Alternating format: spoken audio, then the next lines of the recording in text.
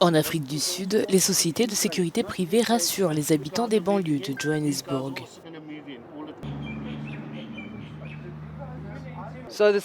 Donc le SAPS dirige l'opération parce qu'ils sont les protecteurs du public et ensuite nous suivons leurs ordres.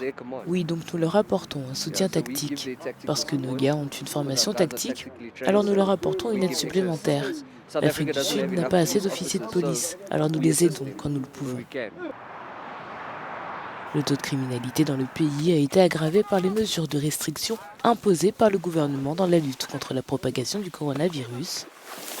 Les cambriolages, les agressions et les vols de voitures sont devenus monnaie courante dans les quartiers les plus aisés.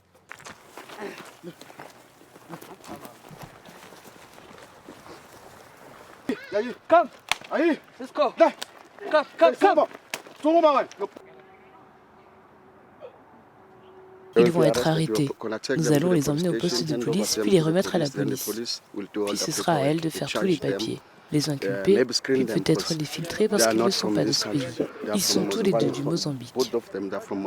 Si ces agents de sécurité privée apportent une aide supplémentaire à la police sud-africaine, dépassée par le taux de criminalité élevé du pays, il n'en reste pas moins que leurs méthodes, parfois à la limite de la légalité, sont souvent critiquées par les experts en sécurité.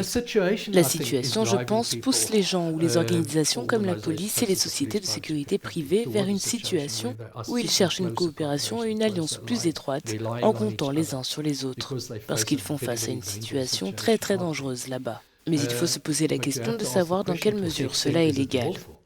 Vêtus de camouflage et munis de fusils, ces agents de sécurité font fréquemment des patrouilles de nuit. Cortac est l'un des principaux fournisseurs de services de sécurité privés en Afrique du Sud.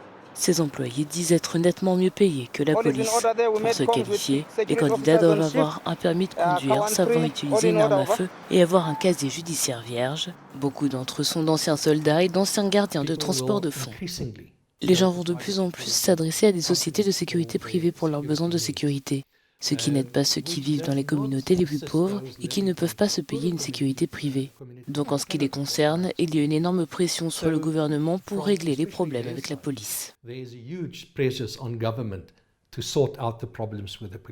L'Afrique du Sud possède l'une des plus grandes industries de sécurité privée au monde. Elle emploie plus de personnel que la police et crée du travail pour plus de 2 millions de personnes sur une population de 59 millions.